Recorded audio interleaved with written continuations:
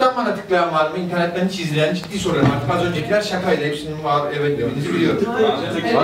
Ben askerdeyken çok tıkladım. Takip edemiyorum değil mi? Tıkladınız mı? Ben askerdeyken çok tıkladım. Sen askerdeyken çok tıkladın. Alkışlayalım. Askerdeyken çok tıkladım. Zaten askere gidecek bir grup da var burada. Askere gidecek adam son gün niye buraya gelirse onu anlamadım. Askere gidecek adam son gün gideceği yer bellidir değil mi? Sen buraya niye geliyorsun? Kampa bize bir şeyler çıkarmıyor. Ben öyle promosyon sağladım ya.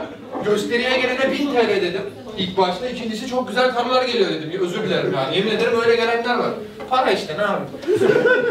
Yine sana gidiyor aklım. Askerde tıkladın. Nerede yaptın abi? Urfa. Öyle mi? Gerçekten mi? Evet gerçekten. Çok özel hissettim kendimi. Çok sağ ol.